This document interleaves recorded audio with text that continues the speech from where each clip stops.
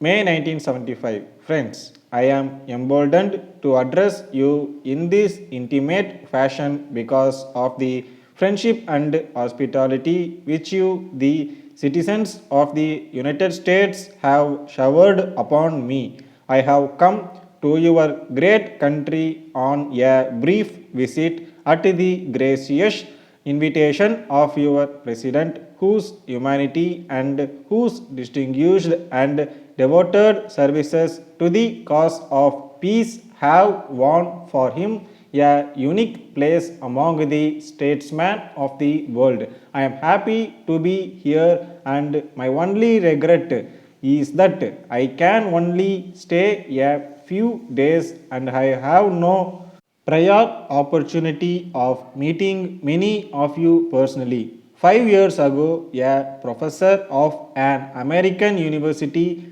visited me in Delhi and gave me a gift which I have treasured very greatly. That was a mold in brass of Abraham Lincoln's right hand.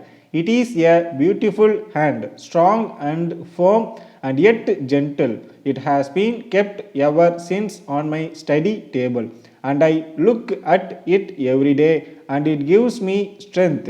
This may perhaps give you some idea of our thinking and our urges in India. For above all, we believe in liberty, equality, the dignity of the individual and the freedom of the human spirit. Because of this, we are firmly wedded to the democratic way of life, and in our loyalty to this cause, we will not falter. Nearly 7 years ago, we constituted our country into a republic and gave to ourselves a constitution based on these principles and guaranteeing the fundamental human rights of freedom of the individual, equality of men, and the rule of law. 5 years ago, we had general election in our country for our central parliament as well as for our state assemblies.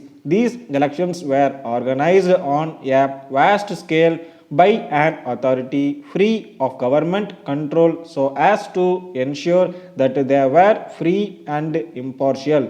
Early next year, we are again going to have general elections in which 200 million voters are entitled to participate. You will realize the vastness of these elections when I tell you that there will be 1,200,000 polling booths, so that no voter will have to go too far to vote. India is a big country with a population of 370 million, one seventh of the total population of the world. It is a country rich in history and tradition, with a civilization nearly as old as recorded time and a culture nourished on its own soil and blended happily with those of other peoples and of other lands. This year we celebrated in India and in other countries the 2500th anniversary of a very great son of India, the Buddha, who gave us the message of peace and compassion. Through the centuries, India has preached and practiced toleration and understanding and has enriched human thought, art, and literature, philosophy, and religion. Her sons journeyed far and wide, braving the perils of land and sea, not with thoughts of conquest or domination, but as messengers of peace or engaged in the commerce of ideas as well as of her beautiful products. During these years of history, India has experienced both good and bad, but throughout her long history, she has remembered the message of peace and tolerance. In our own time, this message was proclaimed by our great leader and master Mahatma Gandhi, who led us to freedom by peaceful but effective action on a mass scale. 9 years ago, we won our independence through a bloodless revolution in conditions of honor. From the zonal manager, India Oil Company Madras to all distributors and dealers in Tamil Nadu, dear sirs. As you may be aware, we have been contemplating for some time past a reduction in the price of kerosene locally available and have also to some extent raised the hopes of the consumers for yearly relief.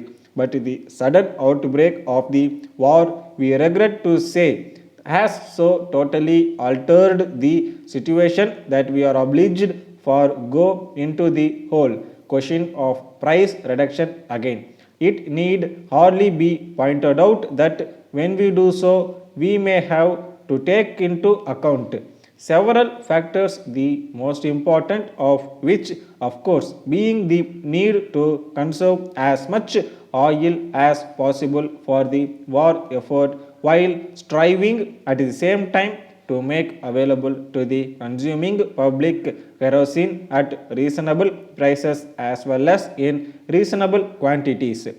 In light of the above circumstances, we propose to call a conference of all our authorized distributors and dealers shortly through thrash out in great detail the question of price reduction in all its aspects. The conference will be held in Madras City to enable our representatives to gather at the headquarters of their principals. We invite you to the conference to be held on the 5th instant. The time and venue will be intimated later. We are sure that you will give your cooperation in the matter yours faithfully.